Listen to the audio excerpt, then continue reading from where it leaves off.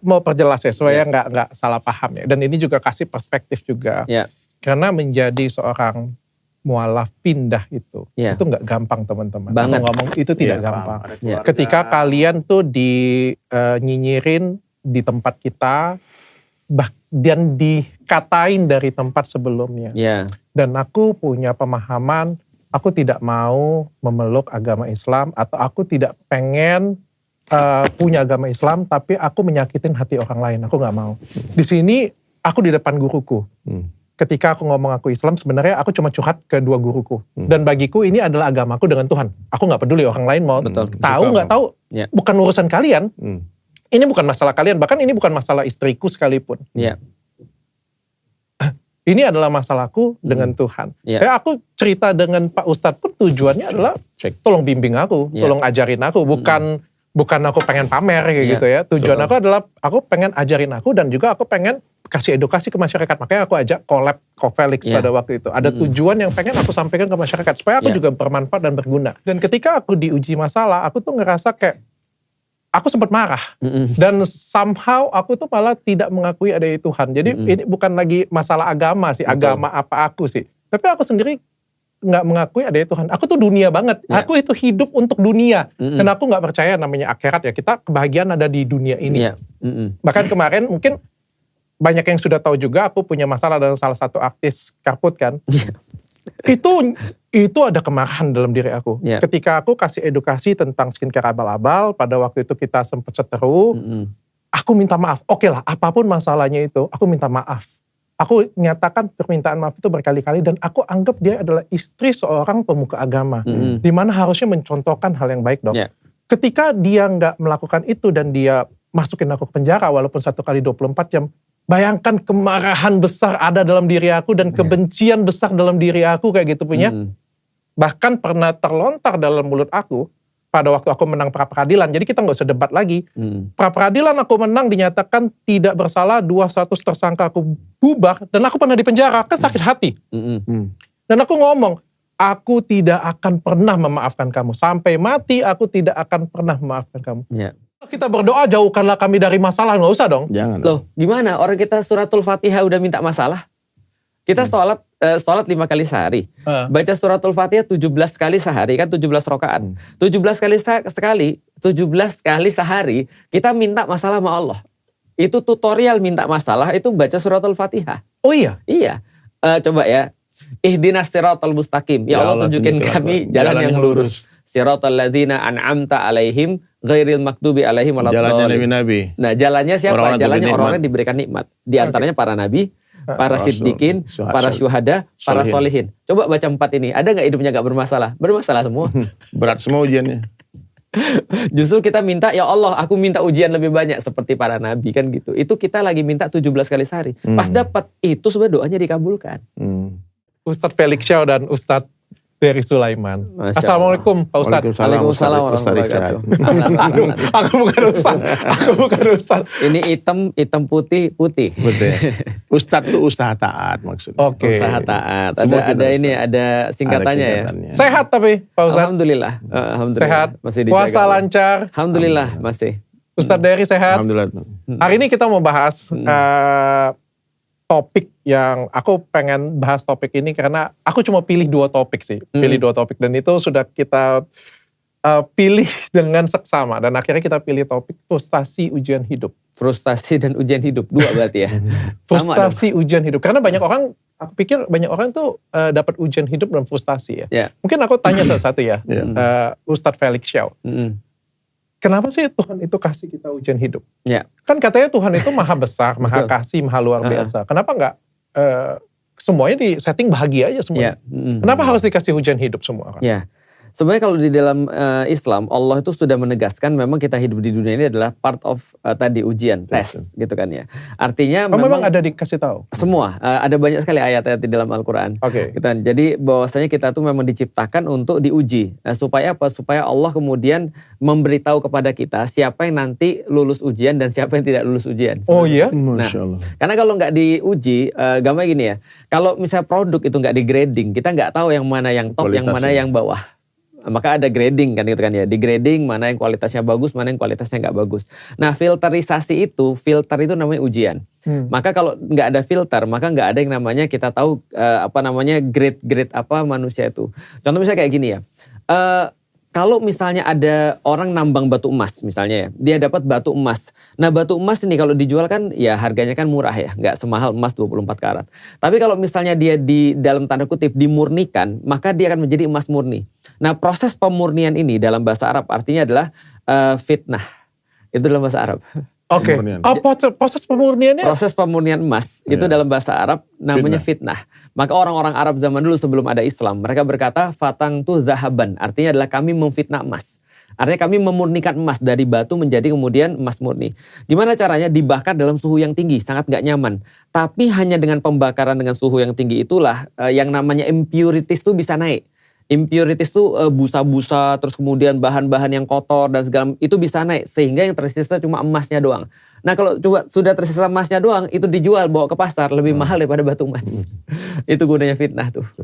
Tapi fitnah itu sama dengan apa definisi fitnah yang ada di masyarakat seperti sekarang? Kalau aku sederhanakan, ujian itu ada 3. Ujian itu ada 3. Yang pertama adalah di dalam Al-Quran bala. Bala ini adalah orang-orang muslim, orang-orang yang bukan muslim semuanya dapat. Asal dia bernafas dia dapat bala. Nah kalau orang awak ini tahu bala. Bala itu bahasa Palembang. Bahasa Palembang. Dulu kita kan main domino kan. Bala siko, bala 2, bala 3, bala 4, bala 5. Bala besar, bala kecil. Bala kecil. Paling parah bala 6. Nah, kalau pegang bala 6 udah tuh. Pasti kalah tuh kayaknya. Biasa main domino kan. Kalau nggak tahu sih kalau Ustadz Dery. Nah bala itu adalah ujian yang semua orang dapat. Itu bala. Yang kedua namanya musibah. Musibah itu adalah ujian customized, tailor made hanya pada orang-orang aja. Jadi musibahnya Dr. Richard pasti beda dengan musibahku. Sesuatu yang mungkin berarti pada Dr. Richard mungkin gak berarti pada aku. Sebaliknya sesuatu yang aku rasain banget mungkin bagi Dr. Richard biasa aja sih, kenapa lu merasa stres. Padahal menurutku biasa, tapi bagi aku kena banget. Karena bagi aku itu penting banget. Itu adalah musibah, tailor made. Yang ketiga versi ujian yang paling tinggi namanya fitnah. Nah fitnah ini hanya mengenai orang-orang yang beriman. Itu yang paling tinggi. Itu yang paling tinggi. Makanya Allah sampaikan di dalam Al-Quran, ahsibanna su'ayutroku ayakulu amanna wahum la yuftanun. Apakah mereka dibiarkan mengatakan saya beriman sementara mereka tidak dikasih fitnah? Berarti iman itu registered fitnah. Sudah satu paket. Aku masih ke Ko Felix dulu. Ko Felix kan tadi kan yang paling tinggi adalah fitnah. Tutorial bagaimana cara kita menghadapin fitnah di agama Islam bagaimana? Nah, itu tutorialnya ayat berikutnya. Pertama menyadari bahwa fitnah ini adalah sesuatu yang wajar dan pasti terjadi. Maka Allah melanjutkan setelah Allah bilang, apakah kalian merasa kalian dibiarkan mengatakan begitu saja kalian beriman sementara kalian tidak diuji? Ayat berikutnya adalah Allah sampaikan sudah diuji orang-orang sebelum kalian. Sehingga diketahui di antara mereka ini siapa yang benar-benar di dalam keimanannya dan siapa yang berdusta atas keimanannya. Nah, itu ujian, grading. Lalu kemudian yang ketiga adalah Allah sampaikan jangan juga kalian tuh merasa bahwa orang-orang yang menguji kalian mereka bisa bebas begitu aja. Mereka akan diurus oleh Allah. Kalian gak usah ngurusin mereka. Nah yang kalian lakukan adalah apa? Kata Allah, berjihad untuk kemudian kepentingan kalian sendiri, lalu kemudian menyadari bahwa fitnah itu adalah bagian daripada perbaikan diri sebenarnya. Jadi dibawanya balik lagi ke Allah menyikapi fitnah. Dengan kata lain ya sabar sebenarnya. Sabar, nggak usah diapa-apain, serahkan semua kepada Tuhan, ambil hikmahnya. Ambil hikmahnya. Itu ya intinya. Karena kita kan meningkat sebenarnya. Pak Ustadz Dery, aku pengen tanya, kenapa kan Tuhan Maha Kasih? Kenapa nggak semuanya itu masalah, kan nggak adil ya artinya ya, kalau misalnya semua dikasih ujian tuh beda-beda. Ada yang ujiannya berat, ada yang ujian ringan. Kenapa nggak semuanya sama atau semuanya bahagia aja Pak Ustadz? Iya Allah, Masya Allah. Bukan Tuhan ya, Allah ya. Tuhan kan Tuhan banyak. Kan Tuhan dimarahin lu. Siap Pak Ustadz, siap salah. Jadi gini Dok, kita sudah bayar sekolah, SPP. Kita sudah belajar dengan betul-betul. Pas waktu ujian, teman kita diuji, kita nggak marah nggak? Marah ya, nggak adil. Nggak adil dong. Jadi mesti ketika kita diuji itu kita merasa tersanjung dong. Dan ujian anak SD dengan anak SMP, SMA, kuliah itu beda. Maka nggak bisa dong ujian SMA dikasih ke anak SD. Nggak kuat dia. Tapi kan ada orang yang pintar. Iya, Allah enggak. Jelas Allah katakan kalau aku uji kamu, itu pasti kamu sesuai dengan kemampuanmu masing-masing. Setuju. Jadi sebetulnya ujian itu sudah ada jawabannya. Semua akan baik-baik saja, semua nggak akan ada masalah. Cuma ada 2 yang disukai, yang tidak disukai. Ujian yang disukai ini, kamu bersyukur dan memuji aku, kata Allah. Kalau ujian yang kamu tidak sukai, bersabarlah dan ihtisab, mengharap pahala dari Allah. Jadi syukur itu akan mengangkat derajat kita, sabar itu menggugurkan dosa. Oke. Jadi dua-duanya baik. Kalau dapat perkara yang disukai berarti kita alhamdulillah, puji Allah. Kalau dapat perkara yang tidak disukai, maka kita bersabar, ihtisab. Yang jelas Allah Ta'ala tidak pernah berbuat zalim. Dalam hadis qudsi itu Allah jelaskan, ya ibadi, wahai hamba-hambaku, ya ini haram tu zulma ala nafsi. Aku mengharamkan kezaliman atas diriku. Oke. Jadi tidak mungkin Allah itu menghendaki kita binasa, kita sengsara, kita menderita. Nggak mungkin. Jadi semuanya disesuaikan dengan kapasitas Semua kita. dengan kapasitas, dan yakinlah tidak ada hubungannya kekayaan dengan kebahagiaan, kemiskinan dengan kesengsaraan. Nggak ada. Jadi orang pikir kadang-kadang kalau diberi kemiskinan, oh Allah nggak sayang sama saya. Ya. Kenapa aku nggak diuji dengan kaya saja? Nah itu. Nah, makanya orang pikir Dok. Jadi ini kalau bisa milih ujian hidup kan pilihnya yang. Dok, saya mau tanya Dok. Kira-kira itu orang kaya dan orang miskin mana yang lebih berat ujiannya? Ya, dokter kan kaya sekarang, alhamdulillah kan. Dulu pernah miskin. Dulu pernah miskin. Lebih susah mana? Lebih susah mana dulu waktu miskin ketika waktu kaya sekarang? Jujur aja. Saya tahu jawabannya Pak Ustadz. Paham. Tapi sebenarnya kalau boleh saya jujur, lebih susah orang nggak ada duit Pak Ustadz. Oke. Orang nggak ada duit itu rasanya, ini sebenarnya ada di topik yang kedua kita ya. Iya. Ya, dunia itu sementara. Akhirat selamanya. Uang itu sementara. Tapi rasanya kalau nggak ada uang, rasanya seperti di neraka Pak Ustadz. Kata orang gini ya, putus cinta minimal kalau orang kaya putus cintanya di Lamborghini katanya gitu. Nangisnya di situ. Di Mikrolet. Maksudnya kayak gini Pak Ustadz, kalau misalnya kita patah hati, kita ditinggalkan teman, apapun masalahnya, tapi kalau kita masih ada uang, paling nggak itu masih ada yang membahagiakan kita. Betul. Coba bayangin kalau sudah nggak ada siapa-siapa, nggak ada uang pula. Betul. Itu betul kalau mindset kita, cara pandang kita menjadikan uang itu segala-galanya. Maaf ya, Tuhannya orang Islam. Ya, kita kan Islam bertiga nih. Ya, amin. Oh itu belum. Amin. Tapi aku mau tanya nanti. Oke. Apa-apa ya. Nah, ya pokoknya semua orang, kalau karena aku udah declare di mana-mana soalnya udah viral. Itu sudah itu. Iya. Gak apa-apa, cuma aku mau tagih janji hari ini. Cuma gini Dok, Tuhan kita Allah, bukan uang. Uang itu tidak akan ada kalau tidak ada mesin. Mesin tidak akan ada kalau nggak dirakit oleh manusia. Sebuah kejahilan yang teramat sangat. Orang dia cetak uang lalu dia bergantung kepada uang. Jadi ketika orang menjadikan uang ini sebagai Tuhannya dia, maka dia berasa dengan ada uang tenang hati dia. Tapi orang beriman, ada Allah tenang hatinya. Ada uang, nggak ada uang. Oh, oke. Paham. Kalau orang beriman, ada uang, nggak ada uang, tenang hatinya. Ada Allah. Tapi kalau orang tidak beriman, maaf, seberapa banyak pun uangnya dia, banyak belum tentu cukup. Sedikit belum tentu kurang. Oke. Paham. Jadi saya paham. Intinya Dok, ini kalau kita bicara iman, ya bicara ujiannya dan kita kaitkan dengan Allah, nggak ada masalah semuanya. Saya tanya ujian Nabi Ibrahim apa? Dibakar hidup-hidup. Dibakar hidup-hidup Dok. Bukan difitnah lagi bikin ini bikin itu. Di depannya api yang menyala-nyala. Datang malaikat Jibril menawarkan bantuan. Malaikat Jibril itu amirnya, pemimpinnya para malaikat. Tanya Ibrahim, minta tolonglah sama aku bantu kamu. Bukan lawyer yang datang loh. Ya, ini malaikat Jibril yang datang. Okay. Tapi karena Nabi Ibrahim ini memang Abu Tauhid, bapaknya iman, bapaknya orang-orang beriman. Dia cuma katakan satu kalimat, hasbunallah wa ni'mal wakil. Ni'mal maula wa ni'mal nasir. Wahai Jibril, cukup bagiku Allah yang menolong aku. Dia sangka baik kepada Allah. Maka saya sering katakan, sangka baik kepada Allah itu lebih kuat daripada Jibril alaihissalam. Sangka baik kepada Allah. Jadi ketika ada masalah di depan mata kita, jangan katakan mungkin, kayaknya, mungkin Allah bantu. Tidak, pasti Allah bantu saya. Oke, mindsetnya yang diubah ya. Jadi api yang panas itu terasa dingin bagi Nabi Ibrahim. Maaf, bagi orang di sekitarnya panas api itu. Buktinya tali yang mengikat tangan Nabi Ibrahim itu putus Dok. Oke. Berarti api panas kan? Tapi Nabi Ibrahim yang merasakan, orang kasihan lihat dia, tapi dia bahagia. Sampai orang bertanya, kapan saat terindah dalam hidupmu wahai Ibrahim? Ketika aku dibakar.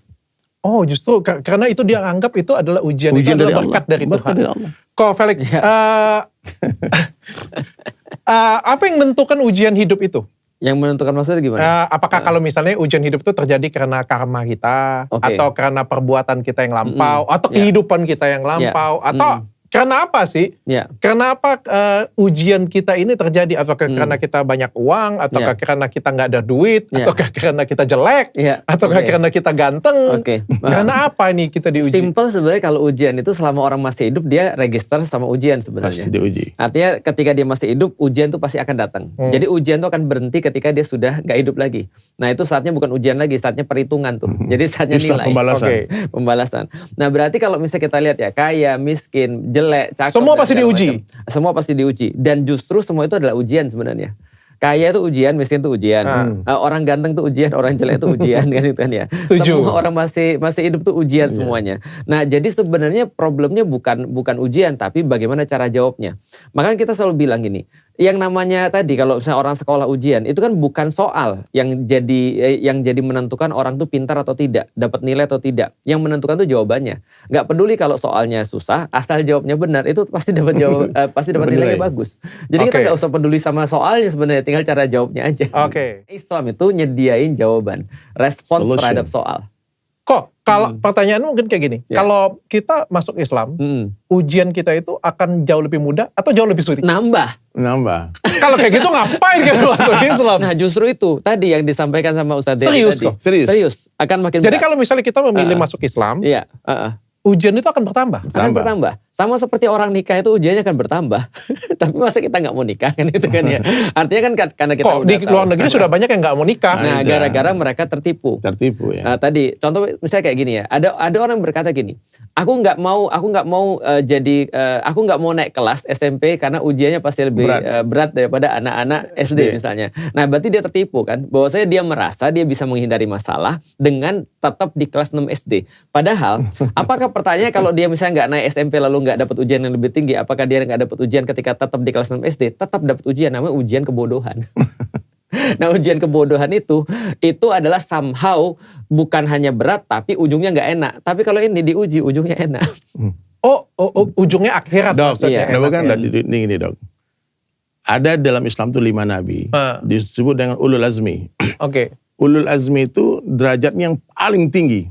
Paling dimuliakan Nabi Nuh, Ibrahim. Bukan Nabi Muhammad. Termasuk Nuh, Ibrahim, Nabi Musa, Isa, Rasulullah SAW, Nabi Muhammad. 5 nabi. Kenapa mereka dimuliakan? Karena ujian mereka paling berat. Justru paling mulia. Jadi yang paling mulia, yang paling berat ujiannya. Maknanya kalau orang tidak mau diuji berarti tidak mau dimuliakan. Gak jadi emas murni. Dia pakai bawa emas 22 karat misalnya. Dia bawa ke pasar misalnya. Ya jualnya dapatnya dikit harganya. Tapi kalau dia diuji jadi 24 karat, pilih mana tuh? Dapat duit lebih banyak. Berarti Nabi juga diuji juga. Dan semakin besar ujiannya, semakin tinggi derajatnya. Betul. Tapi Pak Ustadz Dery, aku kebetulan ada beberapa belajar lah ya agama lainnya. Aku belum pernah loh dengar apa yang kata Ko Felix tadi. Tadi. Iya, aku agak shock tadi ketika Ustadz Felix tadi bilang bahwa kalau masuk Islam justru lebih berat. Aku nggak pernah, aku nggak tahu ya, sorry ya kalau misalnya ilmu aku agak kurang ya kalau agama lain ya. Memang agak kurang sih, aku minta maaf sebelumnya. Tapi aku nggak pernah dengar maksudnya itu kalau kita beribadah agama ini cobaan yang datang akan lebih berat. Seperti air bah yang datang kata Nabi. Kalau Ustadz bilang kayak gitu, kalau kalian memeluk agama Islam maka cobaan dan ujian yang datang akan lebih berat. Aku rasa kosong masjid. Iya, takut ya orang ya. Iya. Nah, ada tambahannya. Kalau kita misalnya belum di dalam Islam, kita dapat ujian juga kan, karena ada bala kan ya. Nah, tapi kalau dan itu kita juga nggak punya standar untuk bisa menjawab itu. Tapi kalau kita udah masuk Islam, backingannya beda nih sekarang ini. Artinya gini, contoh ya. Ada orang dalam. Anggaplah kita sama-sama anak kelas 6 ya. Anak kelas 6 plus minus kali bagi itu berat bagi mereka. Tapi bagi anak S3 plus minus kali bagi itu nggak usah mikir. Kenapa? Karena level mereka sudah naik. Nah Islam menyediakan backingan itu. Kamu punya kemudian jawaban, kamu punya textbook yang isinya jawaban semua, kamu punya yang bisa nyelesain seluruh permasalahan, asal kamu percaya, asal kamu yakin seperti kata Ustadz Dery tadi. Nah karena itulah sebenarnya kalau kita masuk Islam, bukan hanya memang ujiannya nambah, tapi kita juga punya backingan yang lebih tinggi. Nah bagiku itu fair sih. Iya fair aja. Iya karena orang lihat kita, ini kayak berat banget, bagi kita biasa aja. Gitu kan. Karena kita udah punya backingan yang lebih tinggi. Seperti tasbih putus, ini kan putus, banyak ujian. Tapi setiap ujian ada jawabannya. Pak Ustadz, kenapa sih ujian, kan ada orang yang merasa itu ujian hidupnya itu bertubi-tubi. Dia sudah baik, dia sudah berbagi, Dia sudah, pokoknya anak baik lah ya, baik banget lah. Gak macam-macam. Gak macam-macam, gak aneh-aneh gitu. Tapi ujian hidup dia itu seperti datang bertubi-tubi. Kita tambahin, sementara ada yang selingkuh.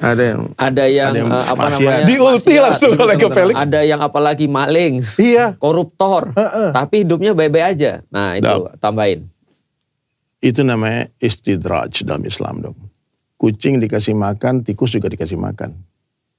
Kadang-kadang makanan tikus ini lebih bagus, lebih mahal daripada makanan kucing. Kucing gak perlu iri dong. Karena dalam makanan tikus ini ada apa? Pasti ada racunnya. Meskipun kita dikasih bekas-bekas sisa makanan, tapi ini dikasih karena disayang. Jadi kalau kita dalam Islam itu kita diuji itu kan Allah sayang dong. Allah sayang, Allah pengen kita kuat. Allah pengen kita tahu jawabannya. Allah pengen kita naik level, naik kelas. Jangan kamu di sana terus. Maka dikasihlah ujian. Kalau nggak diuji kan kita komplain. Kan bilang tadi, kalau kita udah bayar sekolah, tiba-tiba teman diuji, kita nggak diuji. Coba aku pengen tanya nih, konkretnya nih. Kalau Ustadz Dery sendiri, pernah diuji ujian hidup, apa yang terberat? Dan bagaimana cara ngelewatinnya? Ujian terberat hidupku itu ya ketika proses hijrah itu. Kan bertepatan dengan isu terorisme dalam Islam. Aku mengganti fashion seperti ini. Jadi aku pakai gini udah hampir 25 tahun dong. Jadi bertepatan dengan 11 September kan. Jadi 9/11. Pas lagi Osama Bin Laden pakai sorban, pakai jenggot lagi. Aku baru punya jenggot. Jadi itu berat. Nah, kemudian istri juga udah mulai pakai niqab, pakai cadar. Waktu itu belum banyak orang pakai cadar. Sekarang udah tren. Sekarang artis-artis pakai cadar. Doain ya biar istiqomah, bangga gitu loh. Dulu orang menganggap cadar ini aliran sesat. Jadi sampai istriku pernah ditendang. Tapi benar pinggir jalan dong. Aku pernah ketemu di jalan waktu dulu ya, waktu masih SMA, kuliah kayak gitu ya. Aku pernah ketemu orang yang pakai cadar kayak gitu. Takut ya. Deg-degan loh sumpah. Aliran apa ini? Cinta gitu. kali itu. Jangan dicinta ya. Takut ada yang bawa bom. Ada bom, betul dok. Jadi itu ujian terberat. Aku rasa dalam hidup aku pernah diludahin orang, pernah difitnah orang, pokoknya rumah didobrak sama orang Bali waktu itu karena dicurigain aku lagi khurus kan pergi ke Pakistan, ke India. Ya dibilang mau belajar ngerakit bom ini. Jadi istri di rumah sama anak-anak, rumahku didobrak. Waktu itu dok, saya nggak tahu. Ya Allah ini gimana nih? Disusahkan ngurus apa-apa jadi sebentar jadi lama. Kita sewa toko nggak diperpanjang, nggak boleh gitu. Jadi saya pikir hanya karena cara berpakaian aja. Nah, jadi aku rasa sampai ada ustadz yang kasihan bilang pakai biasa-biasa aja lah, kan banyak juga ustadz-ustadz yang pakai baju koko, jenggotnya jangan, nggak usah lah kayak teroris kayak Osama Bin Laden gitu. Terus saya bilang, Ustadz sebelum saya mengganti fashion ini, saya sudah berpikir berkali-kali. Dan setelah saya pikirkan dan saya putuskan untuk mengganti gaya hidup saya sudah siap mati. Wajib. Saya bilang saya siap dibunuh orang, jangan difitnah, diludahin, dibunuh pun siap. Kenapa Pak Ustadz? Kan iman dengan pakaian kan berbeda. Dok, aku menurutku ya, aku maaf ya, kita mungkin berbeda point of view tentang mengamalkan agama. Saya mau mengamalkan agama dari hal yang paling mudah dulu. Menurut saya yang paling mudah itu mengganti pakaian. Murah, 1 juta aja selesai nih, langsung kayak syekh besar ini. Aman. Serius. Kalau harus hafal dulu baca Qurannya lah, kapan saya pantas pakai ini, gak bisa. Jadi dulu saya merasa, dok, waktu metal dulu, kenapa saya gondrong, kenapa baju saya hitam-hitam pakai hantu-hantu? Karena saya mencintai, mengidolakan Metallica, Sepultura, Slipknot, band-band System of a Down dulu kan. Jadi semua gaya dia saya tiru, gitarnya ditiru, celananya ditiru, cara mainnya, cara berdiri di panggung ditiru, cara nyanyi ditiru. Sekarang saya mengaku cinta sama Rasulullah SAW, apa yang bisa saya tiru? Yang paling mudah itu meniru apa? Surahnya, penampilannya. Sirah kehidupannya dari bangun tidur sampai tidur lagi itu mungkin agak berat. Bagaimana Nabi tidur sampai bangun tidur itu mungkin agak berat. Tapi bagaimana ujung rambut, ujung kaki itu paling mudah. Menurut saya. Nah, jadi, dan ternyata pakaian ini, Ustadz Felix, menurut saya itu menjadi pagar diri bagi saya. Saya maaf ya. Mohon maaf Habib ada yang salah paham. Ini Habib bukan saya ini kan bukan Habib ya, Arab bukan, India bukan nih. Orang Minang kan, tapi tiba-tiba sorbannya lebih besar dari Habib. Jubahnya pakai tongkat, sekarang udah 40 tahun pakai tongkat. Ajib. Full sunnah terus. Tapi nggak punya kemampuan tongkatnya nggak bisa. Jadi kalau kata Ustaz Somad, kalau dihentakkan terpancar 12 pom bensin. Tapi belum. Itu nggak ada rekaman video itu. Sadis ya. Iya, jadi saya belum memukulkan ke tanah ini. Tunggu kita nanti. Mungkin kalau di sini terpancar 12 cabang ATM. Jadi aman nih dok. Ajib. Jadi ketika saya mulai mengganti fashion itu banyak yang salah paham. Dipikir saya sok-sokan. Ini kopral pakai baju jenderal, macam-macam lah. Ini ustadz bukan, tapi gayanya gaya ustadz. Saya bilang ya, saya ini tahu iman saya lemah. Maaf ya, saya kalau pakaian gaya Ustadz Felix, fix saya kawin lagi. Fix saya punya cewek di mana-mana. Fix saya ya. Ustadz Felix memang orangnya udah basicnya baik. Ya. Kalau saya ini, aduh. Ujian saya bukan harta dan tahta. Wanita. Itu dia. Makanya saya pagar diri selain pakaian, difitnah tadi wanita. Iya bahaya. Maka saya kalau gini insya Allah sedikit-dikitnya berkurang lah. Oke, Pak Ustadz, aku pengen tanya ini ya. Karena Astagfirullah. Kapan lagi kita bisa tanyain ujian hidupnya Pak Ustadz ya. Biasanya dia terus yang nolongin ujian hidup orang ya. Pak Ustadz sendiri kalau misalnya pernah ketemu ujian hidup dalam wanita dan bagaimana cara mengatasinya Pak Ustadz? Kalau ujian dengan wanita, itu satu-satunya sebetulnya hobi jahiliyah yang bisa dihalalkan ya. Gimana tuh maksudnya? Khamar gak bisa dihalalkan ketika hijrah. Judi gak bisa dihalalkan ketika hijrah. Mencuri, korupsi gak bisa dihalalkan ketika hijrah. Tapi yang ketika jahiliyah suka perempuan, ketika hijrah ini bisa dihalalkan. Ajib. Poligami. Bisa dikatakan poligami. Oke. Yang pentingnya itu bisa, maaf ya ini bukan saya mengamalkan, tapi itu bisa dihalalkan. Kalau dokter nanti ada niat, bisa dihalalkan. Kayaknya sulit kayaknya setelah ngeliat percakapannya. Karena dia sudah bersumpah. Iya. Demi Tuhan berarti, tapi baru demi Tuhan, baru demi Allah ya. Ada videonya Pak Ustadz. Nanti viral Pak Ustadz. Kalau aku nikah lagi aja viral videonya. Tapi itu sengaja. Aku buat video itu sengaja supaya itu juga sama seperti Pak Ustadz juga berpakaian seperti ini. Supaya itu jadi pagar diri bagi kita. Saya udah deklarasi loh. Saya udah proklamasikan bahwa saya ini orang baik. Jangan ganggu aku, gitu loh. Ya kalau mencuri jadi lebih malu ya Pak Ustadz ya. Nggak mungkin. Kalau korupsi lebih malu lagi ya Pak Ustadz ya. Oke. Karena sebenarnya di rumahnya udah disimpan cuka parah. Jadi gitu dok. Jadi kalau aku itu diuji perempuan, saya biasa cerita ke istri. Oke. Istri saya kan, dokter ketemu saya selalu ada istri saya kan. Iya betul. Gitu. Cuman istri saya agak egois sebetulnya. Oke. Gimana? Jadi panjang nih juga.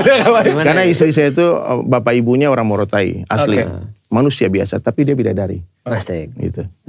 Bapak ibunya manusia biasa, tapi dia bidadari. Kok bisa? Tapi ini namanya ujian hidup atau kelemahan sebenarnya. Saya tuh sama istri saya tuh nggak bisa jauh. Maksudnya saya ini orang yang nggak bisa hidup mandiri dok. Oke. Kalau mandi harus dimandiin, kalau makan disuapin. Oke. Kayak gitu. Jadi kalau dan saya sebetulnya saya ini terlalu besar tuh satu orang istri sebetulnya. Ajib. Cuman saya kan gitu ya. Aku no comment. Tapi setiap orang artinya punya masalah hidup masing-masing dan masih manusia ya. Iya. Kalau Ustadz Felix Shaw sendiri ujian hidupnya yang paling besar apa? Jawabannya agak sedikit. Asik. Jadi malu aku. Jujur. Apakah wanita juga? Sekarang kan image Ustadz Felix ini kan laki-laki setia dengan satu istri. Kan kita jujur, pernah gak diuji perempuan? Diuji perempuan gak pernah, gue alhamdulillah. Uji perempuan pernah? Gak pernah juga alhamdulillahnya ya. Gak pernah kok? Gak pernah aku. Pernah gak kok lihat cewek kayak gitu punya? Pernah, di luar istri, suka kan? Cakep, cantik, pengen memiliki? Pernah, Song Hye Kyo. Kan lagi banyak tuh iklannya. Syukurnya Song Hye Kyo gak mungkin mau dengan komen. Jangan salah, dia sekarang udah janda loh. Oh iya. Dia tinggal masuk Islam dulu aja baru kupertimbangkan. Sekarang nih kayaknya di podcast ini kita ditanya-tanya tapi kita gak tanya apa ujiannya dokter. Belum, Ustadz Felix dulu. Ustadz Felix dulu, ujian terberatnya apa? Ujian terberat bagiku sebenarnya cuma satu sih. Ketika kita berdakwah dan kita harus mendapatkan mendapatkan penolakan justru dari orang-orang muslim. Dan bukan dari orang muslim biasa, tapi orang-orang muslim yang kita harapkan bahwasanya betul, kita muliakan, kita harapkan bahwasanya dia sudah ngerti dengan Islam sebenarnya.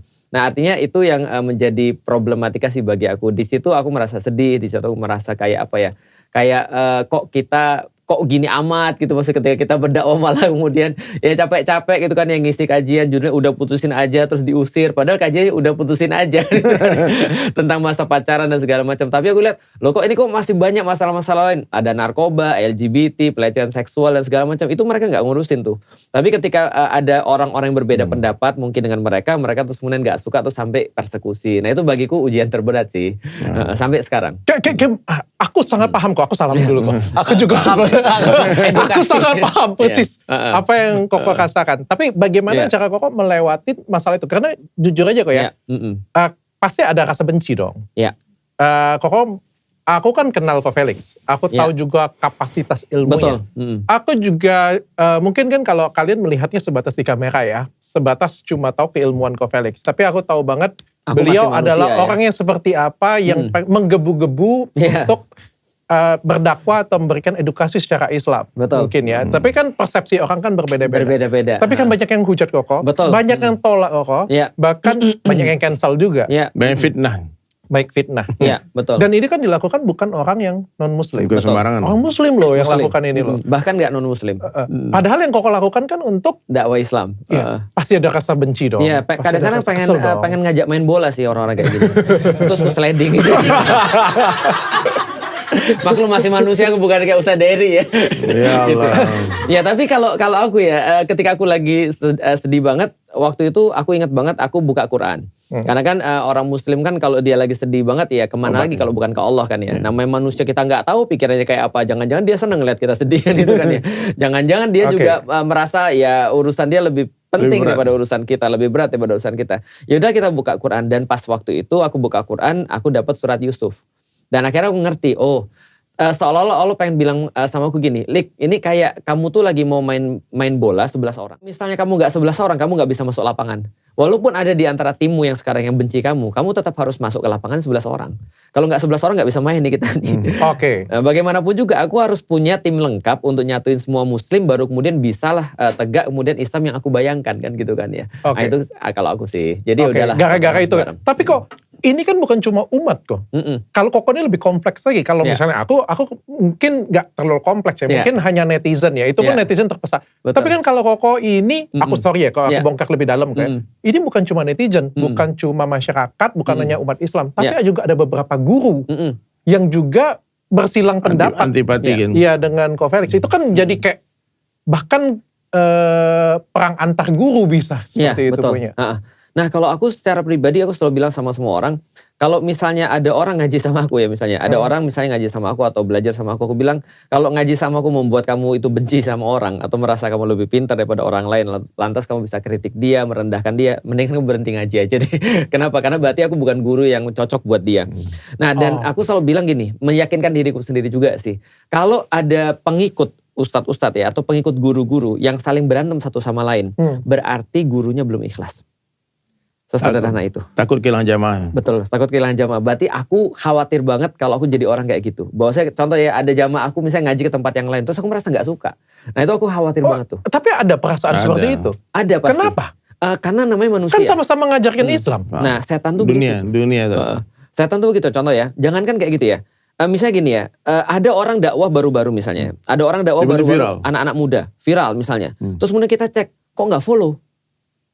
Kok dia gak follow aku misalnya, itu kan muncul tuh perasaan kayak gitu kan ya. Perasaan, kok aku kan lebih senior, aku kan lebih tua. Terus kalau kita introspeksi, buset, ini kan perasaan yang justru, ini kan perasaan yang justru ada pada syaitan.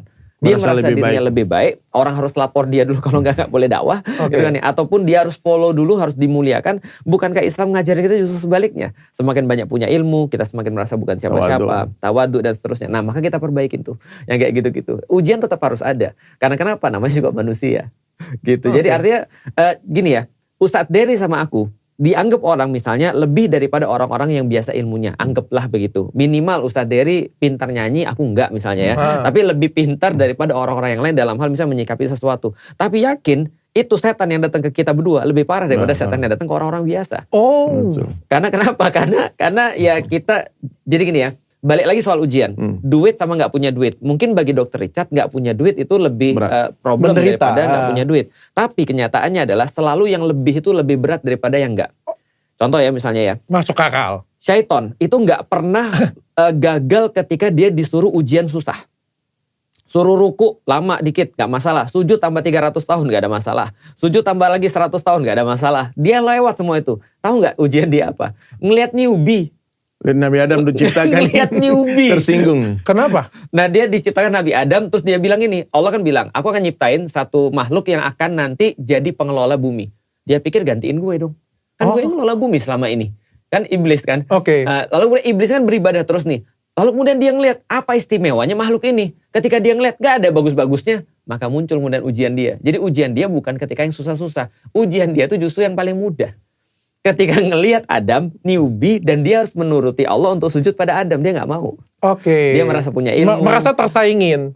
Bukannya tersaingi, tapi merasa dia punya ilmu. Dia merasa lebih dulu. Dia merasa lebih tahu. Dan segala-galanya. Dia dari api, Adam dari tanah. Betul, lebih. Oh berarti itu juga ujian-ujian yang sebenarnya terjadi pada masyarakat yang nonton-nonton juga ya kadang-kadang ya? Benar. Merasa menghakimin karena mereka ngerasa lebih tahu, lebih senior, lebih pinter. Padahal enggak. Coba kita balik. Kan ini kan sering kita jadiin sebagai contoh ya. Bisa nggak sih Felix Yao misalnya merasa sombong di depan Adi Hidayat misalnya? Kan sulit kan? Tapi pernah nggak kok merasa sombong seperti itu? Nggak pernah. Di depan Adi Hidayat. Mana mungkin. Apa-apa dia menang. Kalau di depan yang lain kok? Di depan yang lain, ya itu tadi. Pernah nggak ada sensasi kayak gitu? Punya misalnya, aku sebut teman kita aja ya, supaya nggak ada yang tersinggung. Misalnya kok Dennis kan masih Dennis muda, baru, kayak gitu. Kalau bangke, menang ganteng doang. Dennis Slim ya, waktu itu aku nggak kepikir sih. Aku kepikir ada beberapa orang yang nggak ada basic sama sekali. Terus kemudian, sekarang kan banyak muncul influencer kayak Islami. Padahal sebenarnya menurutku nggak Islami. Nah itu aku mulai menelisik hatiku tuh. Aku nggak suka sama ini karena cara dakwanya atau nggak suka karena kesombonganku nih. Kalau aku nggak suka karena cara dakwanya, harusnya aku nggak marah dong. Harusnya nggak ada amarah, nggak ada kebusukan hati dong. Harusnya aku datengin dia, aku ngarahin sebagai orang yang tua. Bukannya orang tua tuh begitu kan ya. Nah tapi permasalahannya adalah, ini juga permasalahan generasional ya. Permasalahannya adalah kenapa banyak orang-orang itu nggak suka sama yang muda-muda, itu karena dia merasa tersaingi atau dia merasa lebih tahu kan gitu kan ya. Nah maka itu ada ketika di bawah-bawah. Tapi kalau sama Ko Dennis aku nggak ada gimana ya. Itu mah dia mah menang cakep doang. Itu dulu ketika aku pas masih SD. Ada yang ujian terus mama aku bilang gini, kenapa dia bisa juara 1 kamu enggak? Aku bilang ya dia mah cuma rajin doang gitu kan. Itu masa lalu enggak rajin, masa lalu males. Dennis Slim dia mah modal cakep doang ya. Itu kalau kita ngomong gitu, nanti orang bisa balas kita. Lah, lu sudah salah jelek. Kan bahaya kalau kita kayak gitu. Nah, maka aku enggak pernah ngeritik orang dari segi itu sih. Aku cuma biasanya kalau aku punya catatan note tertentu itu cuma dari segi aktivitas dakwahnya aja sih sebenarnya. Oke, jadi artinya semakin kita pintar, semakin kita tinggi, semakin kita kaya, semakin kita sukses, dan semakin kita beriman kepada Tuhan, justru ujian itu datang lebih besar. Ya, orang bilang makin tinggi naik pohon, makin tinggi anginnya. Itu benar ya, berarti ya. Gak mau kena angin jadi rumput. Tapi harus sabar dijaya orang. Harus sabar dijaya orang. Jadi kalau kita berdoa, jauhkanlah kami dari masalah, nggak usah dong? Jangan. Loh, gimana? Orang kita suratul Fatihah udah minta masalah. Kita sholat 5 kali sehari. Baca suratul Fatihah 17 kali sehari, kan 17 rakaat. 17 kali sehari, kita minta masalah sama Allah. Itu tutorial minta masalah, itu baca suratul Fatihah. Oh iya? Iya. Coba ya. Ihdinas siratal mustaqim. Ya Allah tunjukin kami jalan yang lurus. Siratal ladzina an'amta alaihim ghairil makdubi alaihim jalannya nabi. Nah, jalannya siapa? Jalannya orang-orang yang diberikan nikmat. Di antaranya para nabi, para siddiqin, para syuhada, para solihin. Coba baca 4 ini. Ada gak hidupnya gak bermasalah? Bermasalah semua. Berat semua ujiannya. Justru kita minta, ya Allah aku minta ujian lebih banyak. Seperti para nabi kan gitu. Itu kita lagi minta 17 kali sehari. Pas dapat, itu sebenarnya doanya dikabulkan. Satu masalah dok, sama dengan satu orang guru dong. Oke, saya setuju. Jadi kalau banyak masalah banyak guru. Nah. Dan aku dengar cerita Ustadz Felix tadi itu, kenapa banyak orang Islam yang menyerang kita? Padahal itu kan saudaraku. Jadi kayu yang dipotong sama kampa itu, dia pernah mengeluh, kenapa ini sih? Aku tuh dihancurkan sama kampa ini. Terus kampanya ngomong, besi ini ngomong, aku tuh hancurin kamu dibantu saudaramu. Ternyata gagangnya kayu juga. Kayu juga. Ya, karena tanpa ada gagang kayu nggak bisa ngapa. Ya, nggak bisa. Makanya yang menyerang dakwah kita ini yang secara frontal itu Ustadz Felix nggak mungkin orang non Muslim. Betul. Karena dia nggak berani. Tapi dia takut jaga lah kan ini sara dan sebagainya. Tapi ketika dia nggak berani, dia gunakan itu orang Islam untuk. Ya, namanya nabok nyilih tangan wong liya. Pinjem tangan bisa orang. Jadi kadang-kadang itu dari kelompok-kelompok yang oknum-oknum yang menyerang dakwah-dakwah yang berseberangan pendapat itu tuh sebetulnya ada adu domba di dalamnya juga, saya rasa gitu. Ada bisik-bisikan dari orang-orang yang tidak suka. Tapi mereka tuh ya di dalam selimut lah musuh langsung nggak tahu kita orangnya siapa. Dan kita sudah ditanya kan, sekarang kita tanya Dr. Richard nih. Ya, apa masalah Dr. Richard? Ya, apakah ketika mau kawin lagi atau gimana gitu. Ujian hidup ya, aku. Tadi kan Ustadz Dery kan tadi jujur ngasih tahu kan. Ya kan, perempuan kan. Nah, Dr. Richard perempuan atau apa harta. Kalau bagi aku ya Pak Ustadz ya. Jujur ujian hidupku tuh banyak. Oh, banyak ya. Banyak. Banyak, tapi aku beruntung Pak Ustadz. Ada satu kata yang merubah pandanganku tentang ujian hidup. Dulunya aku nganggap ujian hidup itu berat. Tapi sejak satu kata ini, aku sebut aja ya. Sejak aku belajar Islam dan sejak aku Islam, aku benar-benar merubah pandanganku tentang ujian hidup. Ada satu ayat yang mungkin berkesan bagi aku. Aku minta maaf ya kalau misalnya aku salah, tolong koreksi ya kalau aku salah. Depan Ustadz lagi aku ngomong kayak gini. Aku ada pernah baca dan gara-gara sih ada yang lewat ya. Ada yang pernah baca lewat kayak gitu punya dan aku baca. Dan tapi itu berkesan banget bagi aku tuh sekitar hampir 2 tahun yang lalu. Ayatnya kalau salah itu ayat Al-Baqarah tentang dan sesungguhnya kami itu pasti akan diuji dengan sedikit ketakutan, dengan kelaparan, dan dengan pengurangan harta. Tapi berikan kabar gembira bagi orang yang sabar, orang-orang yang terkena musibah. Mereka berkata, inna lillahi wa inna ilaihi raji'un. Bahwa sesungguhnya kami adalah milik Allah, dan kepadanya lah kita akan kembali. Orang-orang tersebut tuh akan diberikan rahmat yang sempurna, dan akan diberikan petunjuk yang luar biasa. Itu tuh menurut aku se-value dengan apa yang ku yakinin, bahwa semua masalah yang datang itu untuk buat kita itu jadi lebih baik. Seperti yang dijelasin Pak Ustadz tadi dari awal sampai pertengahan tadi, bahwa apa yang dikasih itu sebenarnya bukan masalah. Kalau kita nganggap itu masalah, itu jadi masalah. Bahwa ini sebenarnya adalah berkat rahmat yang dikasih oleh Tuhan untuk kita. Bukan ujian, tapi ini adalah berkat. Jadi ini sebenarnya bukan ujian hidup, tapi berkat hidup yang dikasih untuk kita. Untuk kita jadi lebih tinggi lagi, jadi lebih baik lagi, jadi lebih sempurna lagi. Apapun itu masalahnya, entah itu musibah, entah itu fitnah, ataupun apapun. Itu yang membedakan aku dengan aku yang dulu dan aku yang sekarang. Beda banget. Dan itu tepat banget ya. Berarti kan pas sekarang udah berarti terbukti nih kata-kata kita nih.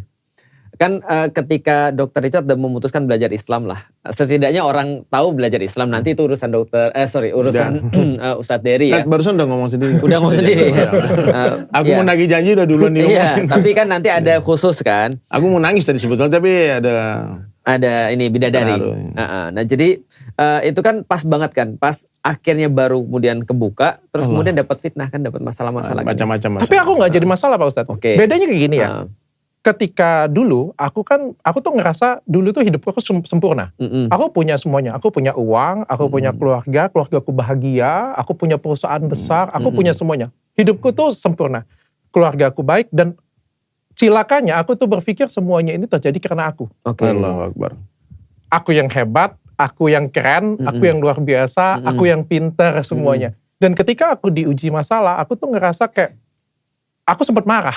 Dan somehow aku tuh malah tidak mengakui adanya Tuhan. Jadi ini bukan lagi masalah agama sih, agama apa aku sih. Tapi aku sendiri gak mengakui adanya Tuhan. Aku tuh dunia banget. Aku itu hidup untuk dunia. Dan aku gak percaya namanya akhirat ya. Kita kebahagiaan ada di dunia ini. Bahkan kemarin mungkin banyak yang sudah tahu juga aku punya masalah dengan salah satu artis Karput kan. Itu ada kemarahan dalam diri aku. Ketika aku kasih edukasi tentang skincare abal-abal, pada waktu itu kita sempat seteru, aku minta maaf. Oke lah, apapun masalahnya itu, aku minta maaf. Aku nyatakan permintaan maaf itu berkali-kali dan aku anggap dia adalah istri seorang pemuka agama. Dimana harusnya mencontohkan hal yang baik dong. Ketika dia nggak melakukan itu dan dia masukin aku ke penjara walaupun 1 kali 24 jam. Bayangkan kemarahan besar ada dalam diri aku dan kebencian besar dalam diri aku kayak gitu punya. Bahkan pernah terlontar dalam mulut aku pada waktu aku menang pra-peradilan. Jadi kita gak usah debat lagi. Pra-peradilan aku menang, dinyatakan tidak bersalah, 2 status tersangka aku bubar, dan aku pernah di penjara, kan sakit hati.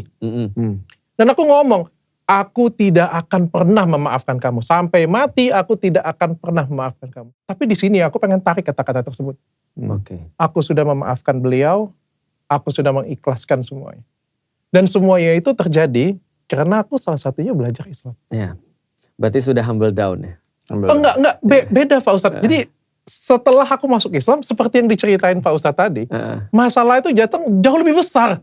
Aku sangka Kartika Putri kemarin itu adalah masalah yang terbesar dalam hidup aku. Ternyata ada lebih besar lagi. Lebih besar lagi. Berarti bisa diatur buka puasa bareng nih sama Kartika Putri ya? Bisa. Mungkin bisa diatur. Nah, mungkin kalau beliau mau ya. Habis nonton ini pasti akan baik-baik saja. Maksudnya tuh setelah kejadian, aku pikir setelah belajar justru kan jadi lebih ringan badaiku, jadi lebih tenang. Ya kan pikiranku kayak tadi kan kita dapat bonus dong. Namanya belajar ya kan, dapat bonus lah kan. Ini enggak. Justru badai yang datang tuh lebih berat lagi, lebih besar lagi. Aku difitnah. Fitnahnya sangat besar. Bahkan bukan cuma difitnah. Kalau cuma difitnah itu biasa. Sudah difitnah, jawaban apapun yang aku lontarkan tidak didengarkan. Gak ada yang percaya penggiringan opini. Karena kenapa aku ngomong fitnah ya? Karena ini sudah dicek oleh institusi ya. Karena kan kalau kita ngomong aku benar, Ko Felix benar, Ustadz Dery benar, ya semuanya ngerasa benar semua ya. Tapi kan yang paling bijaksana adalah kita kasih institusi berwajib yang mengecek semuanya. Dan mereka menyatakan semuanya fine-fine saja, gak ada masalah. Pihak berwajib juga polisi sudah ngecek semuanya fine-fine saja ya. Bagi aku itu sudah cukup. Tapi apapun yang terjadi, semua fitnahan, semua apapun yang datang, aku justru jadi lebih tenang. Jadi lebih bijaksana, jadi lebih apa ya, nggak marah. Justru aku Pak Ustadz, aku tidak benci sedikit pun dengan orang tersebut. Allahu Akbar. Demi Tuhan, demi Allah, aku tidak benci sedikit pun dengan dia. Bahkan sebut nama dia, aku nggak ada kebencian sedikit pun, gila kan? Dan aku tidak, bayangin ya, waktu zaman Karpet dulu, berapa banyak aku konvensi pers. Berapa banyak aku konvensi pers. Hampir setiap minggu pokoknya ada masalah, konvensi pers. Dikatain jawab kayak gitu. Ini enggak, aku nggak ada keinginan untuk menjawab, bahkan ya udah. Karena bagiku profesional. Dunia itu karena ada yang kekejar, ya udah kalau mau fitnah aku ya udah, pokoknya aku lurus aja kayak gitu punya. La ilaha illallah. Koreksi aku kalau aku salah ya Pak Ustadz ya, koreksi aku kalau aku salah ya. Karena aku pikir ya kayak kata Pak Ustadz yang diajarin ya, aku mengenal ada satu kata sekarang, kebahagiaan dunia dan akhirat. Yang dulunya aku cuma dunia tahu doang. Oke, berarti ada sesuatu hal yang aku akan dapatkan nanti di akhirat. Ketika aku seperti ini kan, ketika aku dizolimin, ketika aku difitnah, ketika aku dikata-katain, ketika orang ngomongin aku mencari uang dari agama. Mungkin Pak Ustadz, terutama Ustadz Dery tahu, Pak Ustadz Dery pernah datang ke rumah aku. Sebelum aku belajar Islam, sebelum aku kenal Ustadz Dery, rasanya aku sudah cukup berada Ustadz Dery. Jadi untuk apa aku cari uang dari agama kayak gitu punya. Palembang itu tuh waktu launching rumahnya dokter. Mendingan kita jadi pengusaha daripada jadi ustadz kalau mau cari uang. Betul. Dan aku tuh dari kan seolah-olah dibuat seolah-olah tuh aku tuh memanfaatkan agama Islam. Padahal sebenarnya dari 2 tahun yang lalu aku sudah belajar, aku sudah login apapun lah itu. Dok, aku mau tanya dong, apa alasannya 2 tahun dokter itu rahasiakan dan ngomong selesai? Sebetulnya ini aku ngomong nih di depan dokter. Ini klarifikasi yang resmi ya. Kalau kemarin kan baru IG. Betul, baru IG aku sendiri aja tuh karena aku tuh aku putuskan sendiri untuk mengumumkan nih karena ini orang nih betul nggak Islam sih. Aku coba ngomong. Bantah nggak? Kalau bantah kan nggak jadi. Sama berarti minta maaf berarti. Jadi diam kan? Ustadz Dery yang klarifikasi yang di tag aku. Jadi gini, sallallahu alaihi Nabi. Jadi waktu itu, nih klarifikasi. Pertama kenal Dr. Richard, aku diundang podcast. Gara-gara Gus Samsudin dulu kan. Betul. Nah, heboh itu. Itu jauh ya sebelum download. Jauh. Karena kan orang kayaknya melihat Dr. Richard itu kayak belajar kan di download. Itu jauh sebelum download ya. 1 tahun sebelum download. 1 tahun, pas Samsudin berarti ya. Jadi, itu podcast kita itu daging semua omongannya. Dokter Richard tuh adabnya, hati-hati. Sebelum minta maaf dulu, takut salah kan. Yeah. Saya bilang, ya. Dan waktu itu saya sempat ngomong mau bangun masjid. Dan Dokter Richard waktu itu langsung declare, dari kecil, dari dulu tuh aku pengen bangun masjid. Kan. Dalam hatiku nih, wah hatinya udah cinta sama Islam.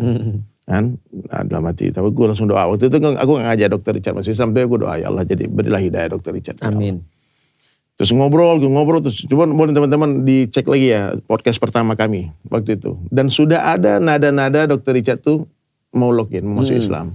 Akhirnya kami ketemu lah di Palembang. Akhirnya Dokter Richard Lee bangun masjid lah dengan nominal yang luar biasa menurut saya waktu itu. Karena tidak ada satu orang muslim pun yang berdonasi senilai sebesar itu. Nah, aku bikin kaligrafi di Masjid Baitur Rahman Palembang. Terus waktu itu Dokter Richard juga masuk ke masjid. Dan saya cerita waktu itu, ini kalau dokternya muslim membantu itu manfaatnya dunia akhirat, bukannya di dunia. Kalau ini di dunia aja, kalau bukan Islam berbuat kebaikan di dunia aja. Dan waktu itu habis itu lama kemudian aku diajak lah makan kulineran, mau ke makan pempek, makan apa lagi dok? Es kacang. Es kacang. Mencelor. Di es kacang itu aku live TikTok. Aku masih ingat tempatnya es kacang. Aku live TikTok. Dan waktu itu terang-terangan aku bilang, nih teman-teman aku lagi sama Dokter Richard Lee, dia sudah ikut bantu bangun masjid, kebaikannya banyak, aku diikram, aku dimuliakan di sini, dan dia kayaknya harus jadi orang Islam nih. Dok, ikuti saya. Kan? Oh gitu? Ikuti saya. Itu di live TikTok? Live TikTok, aku save dulu video itu, tapi mudah-mudahan bisa ketemu. Asyhadu Allah. Coba ikut lagi dok. Asyhadu. Aku bisa ikutin tanpa Pak Ustadz pimpin sebenarnya. Waktu itu cerita. Oke, kita fix. Waktu itu clear banget. Dan waktu itu beliau pakai kacamatanya. Takbir, itu semua orang takbir tuh. Ada ribuan orang nonton. Takbir. Cuman waktu itu aku pikir guyonan. Oke. Aku gak pikir nih cuma aku prank masuk Islam terus udah tuh selesai. Aku kaget waktu kemarin ketemu sebulan yang lalu di Sayap Suci. Dokter Richard bilang sama Ustadz tahu nggak kapan pertama aku merasa aku muslim? 2 tahun lalu di tempat kacang itu. Wah, anak nangis. Anda pikir makanya kalimat itu jangan diremehkan. Itu kalimat itu ternyata meskipun aku bercanda waktu itu guyon-guyon kan. Dokter Islam sekarang. Teman-teman ucap selamat. Oh, selamat, welcome. Tapi habis itu menghilang karena aku nggak bahas lagi. Kemudian setahun kemudian Dokter Richard telepon aku. Ustadz, saya mau ketemu, bicara 4 mata. Di airport, ingat gak di tempat jual sampai pindang, makan ikan patin. Makan pindang. Semua diusir keluar semua. Berhubungan dengan patin. Dengan masakan Palembang semua. Dan Dokter Richard waktu itu bilang, nih setahun jauh sebelum konflik-konflik ini nih, jangan dipikirkan. Saya sudah yakin bulat 100% saya muslim. Tapi tolong saya rahasiakan dulu. Saya gak jaga rahasia. Saya telepon Ustadz Felix langsung. Ustadz Felix, saya minta maaf, saya gak jaga rahasia. Karena saya mau cari teman nih, nanti kalau ada kalau terjadi apa-apa, nanti kita bisa culik jenazahnya. Banyak orang yang masuk Islam karena tidak ada saksi, dia akhirnya diselenggarakan secara non Muslim gitu, kan terjadi di mana-mana, dikremasi, ada apa-apa. Saya bilang, Ustadz Felix, dokter takbir, oh selamat, tapi rahasia dulu. Aku diam, tapi aku perlakukan. Dan kita sering chat waktu di London, waktu di Inggris kan, waktu itu dok cari masjid di sana. Jarang masjid di sini. Banyak lah obrolan kami kalau aku screenshot itu sejarahnya itu bagaimana Dokter Richard Lee belajar Islam. Mungkin orang nggak akan fitnah aku dibayar. Aku dibayar. Bayangin tuh. Ini dari Sulaiman tuh dibayar Dokter Richard Lee untuk gimmick mempertahankan bisnis itu. Masuk saya ini dai nih. Kita nih maaf dok ya. Saya nih habis-habisan ya. Kita nih dakwah ini bukan cari duit. Kata kamu cari duit kita dagang dok. Saya jualan lukisan, saya jualan madu, saya jualan apa-apa, jualan kaos. Besar mengatakan kalau kita berdakwah nyari duit, ya dakwah tuh ngabisin duit. Kita bukan menjual agama, tapi membeli agama Allah dengan harta dan diri. Saya bilang tapi saya benar, saya mau klarifikasi, saya teringat perkataan guru-guru kita ya, kalau ada buah busuk jangan kamu petik, tengok aja nanti akan jatuh sendiri. Biar Allah yang bekerja. Saya cuma doa ya Allah berikan hidayah ya Allah. Aku tidak pernah dan tidak seperti apa yang dituduhkan dia. Tapi teringat perkataan Sayyidina Ali yang masyhur yang sering kita sampaikan, tak perlu kamu menjelaskan tentang dirimu kepada semua orang.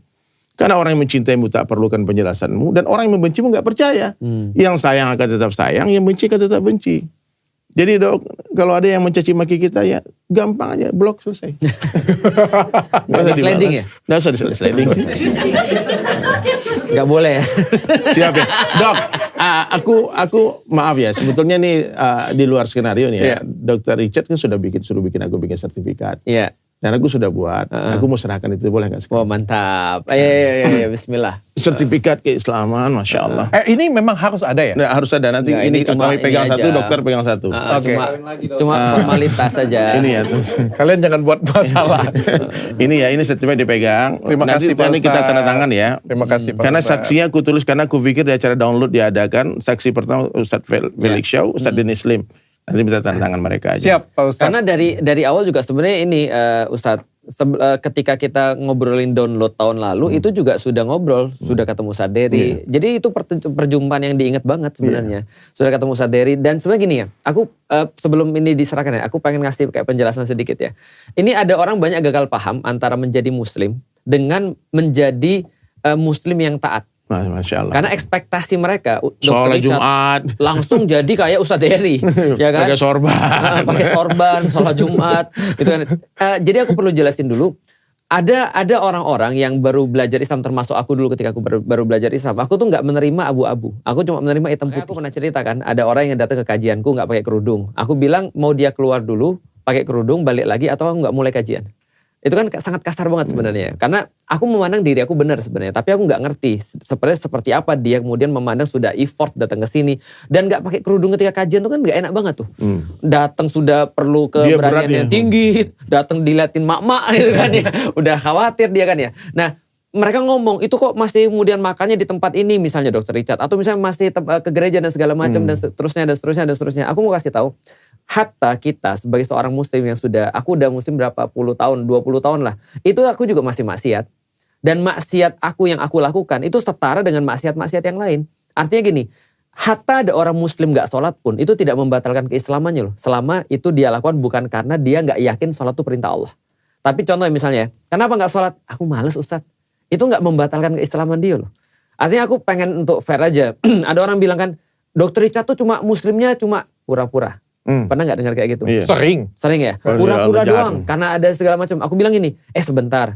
Kita boleh aja gak suka dengan Dr. Richard. Sebagaimana ada orang gak suka dengan aku juga boleh-boleh aja. Ada orang gak suka dengan banyak banget. Tidak ada masalah juga. Kan gak semua orang harus suka kan ya. Tapi kalau kita berbicara tentang masalah keislaman, membatalkan keislaman seseorang. Ataupun kemudian kita meragukan keislaman seseorang. Itu konsekuensi hukumnya parah. Iya, oh ya? Iya, itu parah hukumnya. Makanya, kalau kita membatalkan keislaman seseorang, jatuh ke dia. Kalau kamu kata kafir kepada orang, maka kamu kafirlah kamu. Iya, contoh ya dia cuma Islam pura-pura. Nggak boleh. Nggak boleh. Karena di zamannya Rasul itu terjadi. Apalagi kalau misalnya orang itu memang Islam beneran. Iya. Apalagi. Itu terjadi pada Usama bin Zaid. Usama bin Zaid itu adalah anak yang sangat disayang oleh Rasulullah. Artinya anak angkatnya Nabi. Benar-benar disayang oleh Rasulullah. Ketika dia kemudian pernah satu waktu ketika Futuh Makkah, dia tuh kayak mau baca orangnya syahadat. Oke. Mau baca orangnya syahadat. Padahal dia awalnya merangin orang muslim. Oke. Ketika syahadat dia mikir nih, ini pura-pura nih. Supaya gak dibunuh. Ya kayaknya takut mati nih. Dibacok. Dilaporin pada Rasulullah. Rasul marah besar. Rasul bilang gini, itu bukan urusan kamu. Kenapa kamu gak belajar hatinya dan lihat sebenarnya dia berimannya beneran atau pura-pura. Nanti walaupun pura-pura pun, itu kita bukan hak kita untuk menghakimi. Meskipun pura-pura loh artinya. Nah itu yang pengen aku sampaikan pada orang, meskipun hari ini misalnya kita masih ngelihat Dr. Richard belum sempurna dalam keislaman, itu tidak membatalkan keislaman Dr. Richard, kecuali melakukan pembatal keislaman. Artinya contohnya, kenapa gak sholat? Aku gak yakin itu bukan perintah Allah. Batal. Itu batal. Kenapa gak sholat? Aku gak yakin dengan Al-Quran yang nyuruh sholat misalnya, itu batal. Tapi kalau dia cuma males, itu gak membatalkan keislaman. Contoh ya, Dr. Richard misalnya contoh, lagi posting, wah hari ini aku makan babi nih misalnya, aku minum khamr nih misalnya dan segala macam, aku minum arak dan segala macam, itu juga tidak membatalkan keislaman. Selama yakin itu haram. Selama yakin itu haram. Tapi itu belum bisa lepas dari situ. Jatuhnya maksiat. Ya, maksiat. Salah satu ya aku malas ngumumin itu sebenarnya adalah itu sendiri. Pak Ustadz, soalnya kita itu dinilai dari apa yang kita sampaikan. Misalnya kayak gini ya Pak Ustadz bilangnya, Ustadz Felix Shaw. Ketemu di Edge Club lagi kayak gini dengan cewek lagi kan kayak gitu ya kan. Atau kita cheers dulu kayak gitu kan. Malu Pak Ustadz. Itu maksudku adalah ekspektasi orang. Ya sama kayak berita yang baru-baru viral kan. Ada Ustadz ngerokok misalnya gitu. Itu kan lagian padahal contoh gini ya. pertanyaannya banyak nggak Ustadz yang merokok? Banyak. Di NU yang punya itu pabrik rokok banyak. Rata-rata. Ini kayaknya kita masalahnya melebar nih. Gak apa-apa, emang kenapa emang? Nah, banyak kiai-kiai loh. Ustadz di NU kan pada merokok ya. Aku dulu ustadzku di NU juga ngerokok juga sama. Bahkan ketika kita ngobrol sama dia, itu murid-muridnya nyediain dua bungkus supaya dia tetap bisa ngisi. Abis itu rokok berhenti dia ngisi. Nah artinya dia juga merokok kan, dan itu nggak ada masalah, udah umum. Cuman masalahnya adalah ekspektasi orang ke dia tuh nggak ngerokok. Karena kemana-mana ngomongnya rokok haram. Rokok haram. Atau cuma ngomongin sunnah gitu. Sedangkan rokok kan nggak sunnah dalam tanda kutip kan itu kan ya. Nah maka ekspektasi, menurutku ya, aku senang ekspektasi orang ke Dr. Richard, mereka ngelihat Dr. Richard tuh soleh. Orang baik. Maka ekspektasinya kan yang membuat mereka akhirnya kecele. Karena DSHS kan yang bimbing kan, masa dia nggak ngikut guys. Jadi gini. Justru itu aku malu. Minimal pakai tongkat dulu lah. Dok. Jadi dok, aku kasih tahu. Aku kasih tahu ya teman-teman semua ya. Kalau kalian mendengar orang masuk Islam. Iya. Takbir, Allahu Akbar. Iya. Kemudian tahniyah, ucapkan selamat, dan yang ketiga beri hadiah. Betul. Meskipun Dr. Richard ini multimilioner, dia adalah asnaf yang 8. Dia adalah orang yang berat menerima zakat. Mualaf, betul. Mau nggak tapi? Ya, coba sebentar. Mana aku kasih hadiah. Ini hadiah udah dikasih. Tergantung berapa banyak. Kalau dikit nggak mau. Nanti kalau itu di TF aja ya. TF. Ini sajadah tempat sholat. Ibu-ibu jualan online ya. Ini titipan dari Kohani. Siap. Masya Allah. Kohani Kristianto. Ini sajadah, diterima dok. Terima kasih Pak Ustadz. Masya Allah, terima kasih. Dan ini ada satu buku tata cara sholat, dan ini luar biasa buku ini, panduan praktis hijrah. Berat beban hari ini. Ini semuanya ada dok, ada Asmaul Husna, terus ada gerakan sholatnya, ada foto ini, ada gerakannya semua, dan bahasa Arabnya, kemudian juga ada bahasa Indonesianya, ya. Jadi dokter bisa baca ini pelan-pelan. Siap. Kalau itu aku utang tuh. Pas kemarin ke Palembang karena nenekku wafat. Terus kemudian aku dari Turki ke Palembang, terus kemudian agak nggak enak badan. Dr. Richard WhatsApp aku. Pengen belajar sholat. Nah itu nanti tanggung jawabku tuh. Nanti aku khusus datang untuk ngajarin sholat. Kabar gembiranya sedikit-sedikit sudah bisa Pak. Hilang pahala aku nih. Tapi kalau misalnya kau mau Felix, tapi aku mau perjelas ya supaya nggak salah paham ya. Dan ini juga kasih perspektif juga. Karena menjadi seorang mualaf pindah itu nggak gampang teman-teman. Aku ngomong itu tidak gampang. Ketika kalian tuh nyinyirin di tempat kita, dan dikatain dari tempat sebelumnya.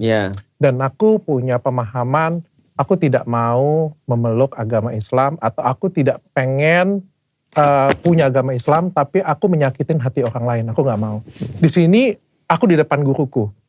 Ketika aku ngomong aku Islam, sebenarnya aku cuma curhat ke dua guruku. Dan bagiku ini adalah agamaku dengan Tuhan. Aku gak peduli orang lain mau tahu gak tahu, bukan urusan kalian. Ini bukan masalah kalian, bahkan ini bukan masalah istriku sekalipun. Ini adalah masalahku dengan Tuhan. Aku cerita dengan Pak Ustadz pun tujuannya adalah tolong bimbing aku, tolong ajarin aku. Bukan aku pengen pamer kayak gitu ya. Tujuan aku adalah aku pengen ajarin aku, dan juga aku pengen kasih edukasi ke masyarakat. Makanya aku ajak collab Felix pada waktu itu. Ada tujuan yang pengen aku sampaikan ke masyarakat supaya aku juga bermanfaat dan berguna. Dan aku sering cerita loh. Aku sering kasih Felix kan. Apa yang terjadi di keluarga aku. Aku ditolak oleh mamaku, oleh keluargaku ditolak. Dan itu nggak gampang sedikit pun, amat sangat tidak gampang. Aku rasa Felix juga sama kok kelakuannya. Dan apa ya, kalau misalnya aku memeluk agama Islam terus aku nyakitin hati mamaku, untuk apa? Untuk apa aku tuh merasa aku kayak punya Tuhan, aku ngerasa kayak punya akhirat, tapi aku nyakitin teman-temanku, aku nyakitin keluargaku, aku nyakitin saudara-saudaraku. Aku gak mau. Lebih bagus kalian caci maki aja aku, karena ini adalah hubunganku dengan Tuhanku. Gak ada hubungan dengan yang lain. Dan aku bilang dengan, kalau memang aku mau cari duit, dari 2 tahun yang lalu sudah ini kulakukan. Betul. Dan aku masih ingat banget Dr. Richard bilang kenapa ini gak mau dipublis dulu, karena tadi nggak mau orang-orang tuh menganggap bahwa ini adalah cara untuk eksis. Karena memang banyak orang-orang tadi ya shortcutnya ketika dia pengen eksis dalam tanda kutip, dia jadi mualaf misalnya. Nah Dr. Richard nggak mau, makanya 2 tahun. Makanya beberapa orang nanya aku gini, Ketika ini balik lagi ya, ketika Ustadz Dery klarifikasi, yang di tag kan aku. Aku cuma ngomong pada beberapa orang yang dekat sama aku bilang, Dr. Richard sudah Islam sebelum download. Aku cuma bilang gitu aja. Cuman kita nggak ngomong. Waktu itu yang saksinya siapa? Waktu itu saksinya kalau di Yuk Ngaji ada Fuad sama Rizko. Yang waktu itu kita lagi Stick 21. Wah, kalau nggak enak aku jadi Ustadz Dery ketemu sama Dr. Richard tempatnya di kacang merah. Sama es kacang sama satu lagi Pindang. Patin. Pindang Patin. Kita ketemu pas dia tadi ngomong ada saksi tadi di karaokean kita. Pak Ustadz, yang penting gak di Starbucks. Karena kalau di Starbucks lebih viral Pak Ustadz. Enggak, ini tempat makan ada tempat karaoke-nya Ustadz. Iya. Tapi makanannya halal. Makanannya halal. Ya tahu, aku karaoke di sana terus. Oh iya gitu. Sama juga. Enggak, jadi ada waktu itu cuma sekedar intermezzo aja. Ada saksinya waktu itu ya Dr. Richard ngomong begitu. Aku nggak mau ngomong karena aku nggak mau orang-orang nyangka bahwa aku nyari sensasi. Ya, nah akhirnya yaudahlah kita menghormati keputusannya Dr. Richard waktu itu. Dan ya akhirnya kita tetap koordinasi sama Ustadz Dery ngobrol-ngobrol. Ya akhirnya ya sampailah dengan hari ini. Cuman ya memang kadang-kadang ya maunya Allah ya kayaknya ya. Allah kuasa. Allah yang berkuasa lalu Allah yang mau ya Allah pilih momen yang terbaik. Walaupun momennya bukan yang mungkin momen yang paling yang kita anggap pas gitu ya. Tapi ya dia kalau menurutku ini sudah momen yang sangat pas. Ini bukan masalah permasalahan Pak Ustadz. Karena ini sudah dari 2 tahun yang lalu dan ini artinya bukan exit yang aku buat ya. Ini adalah momen yang sangat pas ketika apa? Pak Ustadz tau gak sebelum aku duduk di sini bersama-sama, aku ngomong dengan mamaku loh. Mama gak apa-apa? Mama bilang apa? Aku ngomong dengan istriku dan aku ngomong dengan mamaku. Doakan semua guys. Dan aku artinya kasar ngomongnya kayak gini ya, selama 2 tahun ini aku berstrategi. Bagaimana caranya aku belajar dulu, menunjukkan sikapku, menunjukkan kelakuanku. Aku ngerasa aku jadi lebih baik. Kalian nilai aja sendiri selama 2 tahun ini. Kalian nilai sendiri dalam 2 tahun ini. Sebelum 2 tahun kemarin bagaimana Dr. Richard itu selalu merespon apapun dengan kemarahan. Selalu merespon apapun. Selama paling enggak setelah download lah ya. Aku jadi lebih tenang, jadi lebih bijaksana. Mudah-mudahan ya. Aku enggak sempurna ya sekali lagi ya. Tapi aku berusaha menunjukkan diriku yang jauh lebih baik. Paling enggak aku pengen jadi yang lebih baik. Pengen jadi manusia yang lebih baik. Dan aku tunjukkan dengan keluargaku dulu itu dulu. Dan pelan-pelan ku sampaikan, mungkin dari media sudah ada yang buat ceritanya. Dan aku kan gak ngomong. Setiap kali ditanya dari keluarga, di grup keluarga aku diam. Tapi kan paling gak kan mereka sudah tahu kan. Gak kaget-kaget banget kan kayak gitu kan. Kayak denger cerita, kaget. Gak lagi kan. Mungkin sudah dicicil kan 2 tahun ya. Sudah akhirnya sampai 2 tahun. Sampai akhirnya aku duduk dengan mama papaku dan aku sampaikan bahwa ini soal keyakinan dan aku minta restu juga. Sampai pada waktu itu mamaku mengikhlaskan. Makanya aku bilang ini adalah momen yang tepat bagi aku. Bukan bagi masalah ya. Bukan bagi masalah. Mungkin yang di luar kamera kan. Dan aku tidak punya kewajiban untuk kasih tahu kalian yang di belakang kamera ini. Ini sekali lagi adalah hubunganku dengan Tuhanku. Tapi yang jelas aku pengen pakai ini bukan untuk cari duit sekali lagi ya. Aku sebelum aku belajar pun aku sudah punya sesuatu dan aku sudah punya perusahaan. Nah, aku pengen aku malah bermanfaat. Aku nggak pengen datangi masalah. Dan satu lagi aku dari kemarin itu berat banget untuk mengumumkan karena aku takut buat malu kalian. Guru-guru aku. Aku takut buat malu juga. Aku pernah ngomong ya waktu makan ikan pada pindang udang. Aku ngomong ya. Aku gak mau malu-maluin Pak Ustadz aku bilang kan. Iya betul. Aku gak mau malu-maluin. Karena kan ketika aku mengumumkan, aku kan jadi representatif. Ini kan besok kan pasti ada di berita, pasti dibicarain orang Pak Ustadz. Terus kalau misalnya besok mereka melihat aku tidak baik, akunya loh yang gak baik. Bukan agamaku loh. Bukan akunya yang masih harus belajar. Kalian seperti yang kata Ustadz Felix Show tadi, jangan tuntut aku setinggal gitu. Iya, karena orang tuh kadang nggak bisa tadi, karena ekspektasinya udah terlalu tinggi. Contoh kayak gini ya, di antara orang muslim, pertanyaanku sederhana. Ada banyak nggak sih orang yang nggak sholat? Banyak. Yang sholat tuh katanya cuma berapa? 33% kalau aku nggak salah yang sholat ya. Lebih banyak yang nggak sholat daripada yang sholat. Atau 33% tuh yang selalu ke masjid, aku lupa. Tapi yang jelas ada banyak orang-orang muslim yang nggak sholat. Contoh ya. Aku banyak ketemu dengan ibu-ibu, pertanyaan sama, Ustadz gimana cara agar anakku sholat? Artinya ada orang muslim bermaksiat, itu kan banyak ya ceritanya ya. Nah kenapa sih Dr. Richard gak dianggap seperti itu aja? Kan gitu sebenarnya agamanya seperti itu. Ada orang yang mau belajar, namanya orang belajar ya udah dibantu. Kalau ada orang yang gak mau sholat, terus kita datang, terus kita bilang, kalau kamu gak sholat, masuk neraka, dia lebih gak mau sholat lagi. Nah, tambah jauh dia. Nah makanya kita ada guru itu senantiasa ngerti cara terbaik untuk orang. Nah makanya kalau aku sekarang nasihatku buat Dr. Richard gini, cuma ada 3 sih yang bisa didengar. 1 yang ngasih makan. Oke. Nah karena Dr. Richard sekarang orang tua nggak ngasih makan lagi, maka ya mungkin nggak ini sudah batal ya. Tapi orang tua tetap didengerin yang ngasih makan. Yang kedua adalah istri. Yang ketiga guru. Udah gitu aja. Okay. Yang lain udah berusaha aja untuk tutup kuping. Karena nggak ada gunanya. Karena kita rahasia formula hancur adalah mendengarkan setiap omongan orang. Apa kata orang. Tapi amazing sih, aku juga nggak begitu peduli ya. Maksudnya setelah mendengar itu ada rasa sakit ada. Ya, apa yang pasti. Pak Ustadz rasakan tuh, aku ada sih ngerasa kayak jualan agama, ngerasa ini kayak gitu. Mereka sliding ada? Merasa paling tahu aku kayak gimana, kayak pengen sliding, pengen gue jitak kepalanya.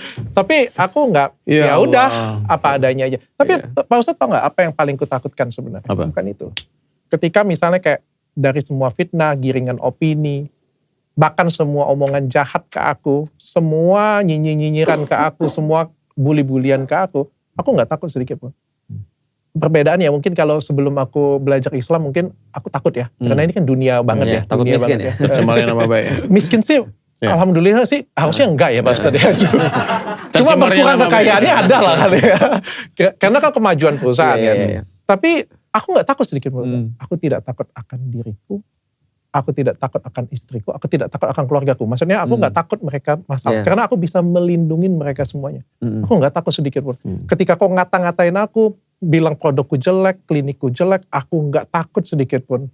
Karena aku bisa melindungi diriku sendiri dan aku bisa melindungi anak-anakku. Tahu nggak apa yang paling aku takutin setelah aku belajar Islam? Yang paling aku takutin ternyata adalah karyawan-karyawanku. Ya. Mulai mikirin ke arah yang lain. Pak Ustadz, aku ngelihat mata karyawanku, rasanya itu yang aku paling pikirin Pak Ustadz. Dimana aku ngerasa ini adalah kebanggaan karyawan-karyawanku. Athena ini bukan sekedar merek, Athena ini bukan sekedar klinik kecantikan, tapi ini adalah kebanggaan. Aku buat mereka itu masuk kerja dengan punya kebanggaan, kita di Athena loh. Dan kita selama ini tuh ngobatin pasien yang benar.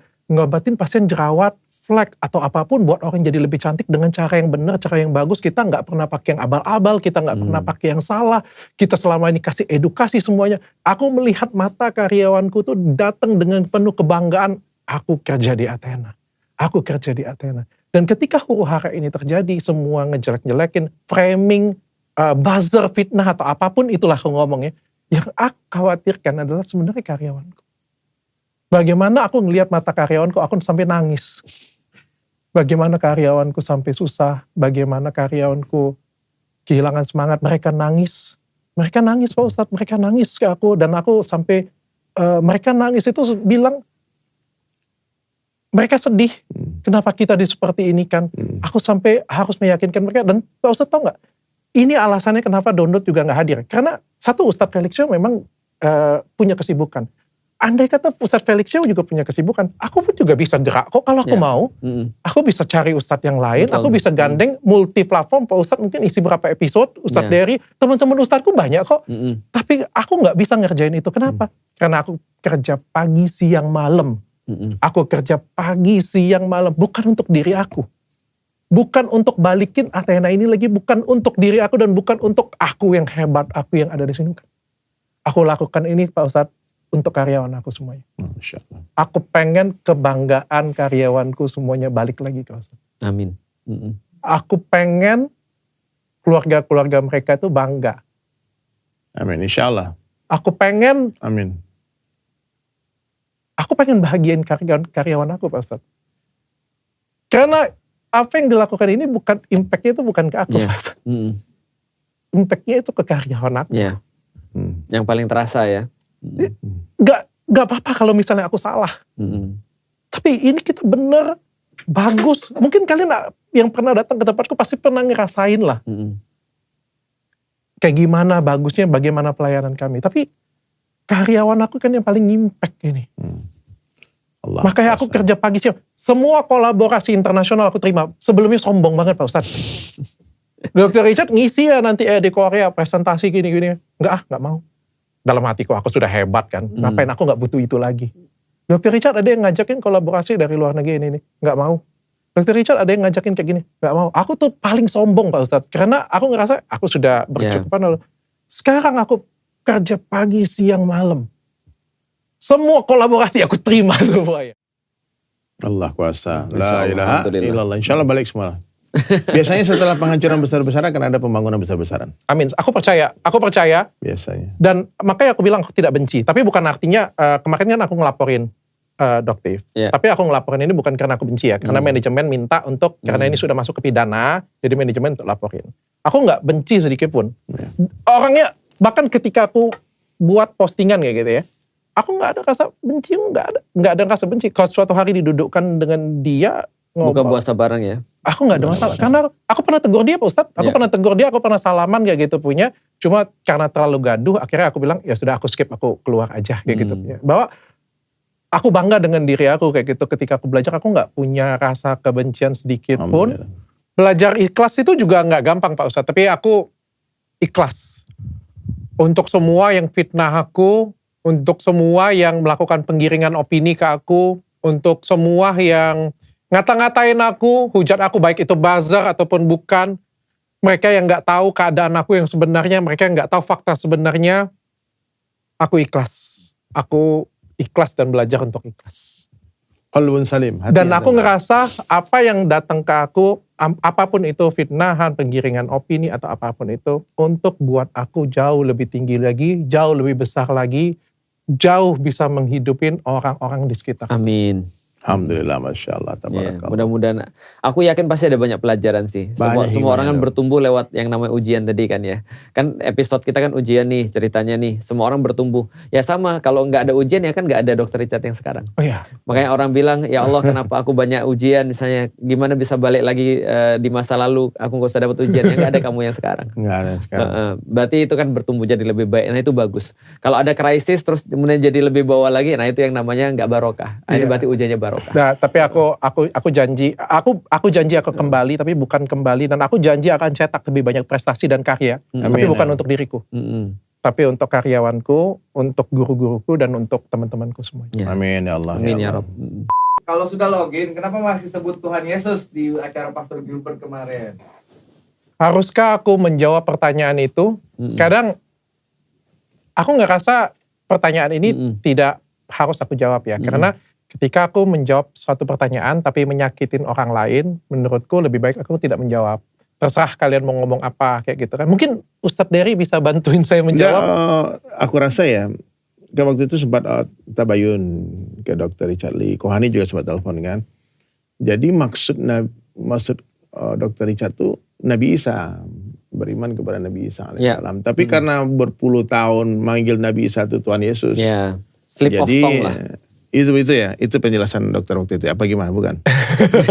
Ya saya ada menjelaskan pribadi. Tapi maksudku tuh, apakah aku bingung ya banyak pertanyaan-pertanyaan seperti ini punya seolah-olah, tapi kan jenis pertanyaannya itu seperti ingin menjatuhkan. Jenis pertanyaan itu mengejek gitu kan. Dan aku tidak pernah ingin menjawab pertanyaan ini sebenarnya. Karena ketika aku menjawab, itu kan pakai akan menyakitin orang. Bener ya Felix? Kalau aku jawabannya begini, tergantung siapa yang nanya. Kalau yang nanya misalnya orang-orang yang sudah jelas tadi ya, selain 3 orang tadi abaikan aja. Tapi kalau yang nanya adalah 3 orang itu, menurutku sih jawab, jelaskan.